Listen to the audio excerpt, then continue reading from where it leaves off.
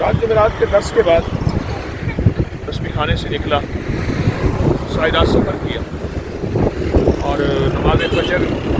مانسیرا میں پڑھی، اور وہاں کے سے پھر انشاءاللہ کاغان میں حاضری تو کاغان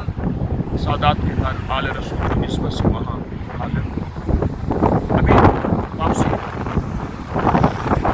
پھر لاہور کی طرف، اور کل ہفتہ انشاءاللہ شام کو ازبکستان تاشکند کے لیے روانہ۔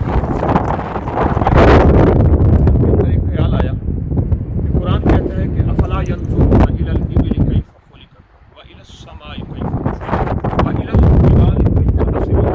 والى الارض كيف سطحت۔ جب تم پہاڑوں کو دیکھو تو دیکھو اللہ پاک جل شانہ نے ان پہاڑوں کو کیسا نصب کیا۔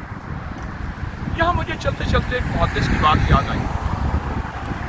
فرمانے لگے کہ جب بھی میں پہاڑ دیکھتا ہوں تو یہ آیت ضرور پڑھتا ہوں، وَإِلَى الْجِبَالِ كَيْفَ نُصِبَتْ، اور کہتا ہوں مولا تو نے یہ آیت بھی بیکار نہیں بنائی، قرآن نور ہے، قرآن کے اندر برکت ہے، اور تو نے ہمیں پہاڑوں کی طرف متوجہ کیوں کیا؟ جہاں تیری قدرت کا نمونہ ہے، جہاں تیری طاقت کا نمونہ ہے، وہاں یہ لمحات قبولیت کے لیے جب اللہ جل شانہ کو طاقت اور اللہ کی قدرت اور اللہ کی عنایت اور اللہ کی عطا کو دیکھیں کہ یہ قدرت کے نمونے ہیں، ہر سو انوکھا نظام ہے، تو پھر ایک احساس پیدا ہوتا ہے کہ مولا تو ہے، اور یہ سارا جہان تو نے ایسے پیدا نہیں کیا، آفا سے پیدا کیا۔ تم سمجھتے ہو کہ ہم نے یہ ساری چیزیں کوئی بیکار پیدا کر دی؟ بہت بڑے محدث گزرے ہیں، میں ایک کتاب میں ایک واقعہ پڑھ رہا تھا کہ ایک دفعہ ایسے گزر رہے تھے، پہاڑوں سے گزرتے ایک جگہ ٹھہر کے دعا مانگنا شروع، بہت دیر تک دعا کرتے رہے۔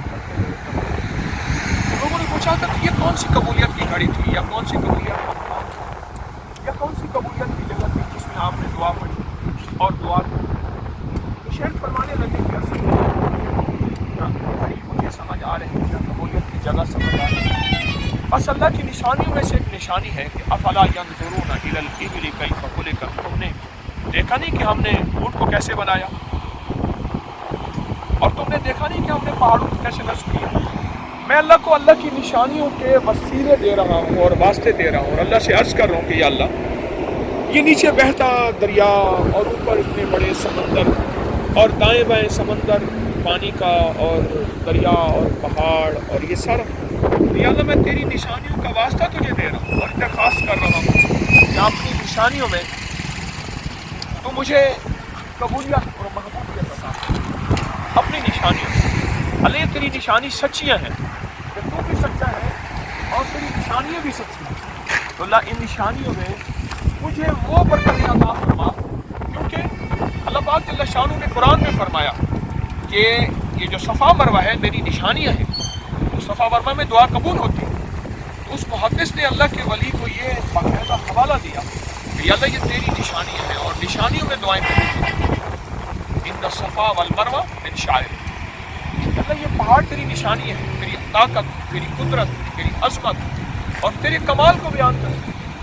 وجہ نشانیوں میں تو مجھے برکتوں کا اور خیروں کا ذریعہ بنا دے، اور تو میرے لیے دنیا آخرت کا ذریعہ بنا دے۔ اللہ میں تو مر جاؤں گا، تو پہاڑ ہمیشہ رہیں گے اپنی عظمتوں کے ساتھ، تو جب چاہے گا ان کو ختم کرے گا، اور مجھے اپنی ذات عالی کا سچا تعلق عطا فرما، سچی معرفت عطا فرما، اور ان نشانیوں کی وجہ سے مجھے دنیا آخرت کی خیریں عطا فرما۔ وہ میں یہاں سے کاغان سے میں لاہور کی طرف جا رہا ہوں، تو چلتے چلتے میرے دل میں خیال آیا کہ یہ اللہ کی نشانیاں ہیں، پہاڑ، اور اللہ پاک جل شانہ نے ہمیں متوجہ کیا ہے باقاعدہ کہ دیکھو کہ جب یہ میری نشانیاں آئیں کہ وَإِلَى الْجِبَالِ كَيْفَ نُصِبَتْ، تو پھر اس وقت ان نشانیوں کو دیکھا کرو اور دیکھ کے میری یادوں کو دل میں بسایا کرو، اور میری عظمتیں تمہارے دل میں ایسی دل میں آ جائیں کہ پھر تم پہاڑ کو چھوڑ کے پہاڑ کے بنانے والے کی طرف تمہاری توجہ چلی جائے۔ یہ اللہ کی نشانی ہے، اور یہ باتیں مجھے کچھ یاد آئیں۔ ایسے چلتے چلتے میں نے کہا کہ گاڑی جو ہے وہ کھڑی کر دیں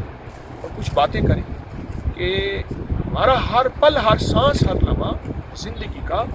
اللہ کو پہچاننے کا ہے۔ پہاڑ دیکھیں تو کہیں اللہ تو نے ان کو کیسے بنایا، تو ہر چیز پہ قادر ہے، اور پھر وہ بیٹھ کے دعا مانگنا کہ اللہ تو ہمیں اپنی نشانیوں کے ذریعے سے اپنی ذات کی سچی معرفت عطا فرما اور اپنی ذات کا سچا تعلق عطا فرما اور اپنی ذات کا سچا اے اللہ یقین عطا فرما۔ تو یہ اچھا اگلی بات عجیب دل میں آتی ہے، میں وہاں گیا ازبکستان میں، نہیں آذربائیجان میں، وہاں 2 دن رہا، 6 دن کے لیے گیا تھا، میں واپس آ گیا۔ وہاں ہمیں لے گئے پہاڑوں کی طرف، کہنے آپ کو پہاڑ دکھاتے ہیں۔ وہ پہاڑ لے، میں کہا بھائی اس سے، ہمارے ساتھی کہنے لگے بھائی اس سے اچھے پہاڑ ہمارے پاس موجود ہیں۔ اتنی نعمتیں اللہ نے مجھے آپ کو پاکستان کے نام پہ دی ہیں۔ اللہ اس وطن کی محبت تمہارے دل میں رکھے اور کسی کی نفرت دل میں نہ ہو، اور اس کی قدردانی کی توفیق عطا فرمائے۔ ہمارے دل میں گالی نہ ہو، حکمران کے لیے بھی، محکوم کے لیے بھی، کسی پارٹی کے لیے بھی، کسی کے لیے بھی، اور کسی قوم، کسی نسل، کسی رنگ، کسی زبان، کسی علاقے، کسی مسلک، کسی مذہب کے لیے نفرت نہ ہو۔ بس نعمتوں کو دیکھ کے اللہ کا شکر ادا کریں کہ اللہ تو سدا ہمیں خیر عطا فرما اور عافیت عطا فرما۔ تو یہ نشانیاں ہیں، تو نشانیوں میں ہمیشہ اللہ کی ذات کی طرف متوجہ ہوا۔ اللہ پاک برکت عطا فرمائے اور کاغان کے اس سفر کو سدا خیر کا ذریعہ بنائے، عافیت کا ذریعہ بنائے۔ واپسی ہے، لاہور پہنچنا ہے، عافیت اور عافیت عطا فرمائے۔ آمین۔ السلام علیکم ورحمۃ اللہ۔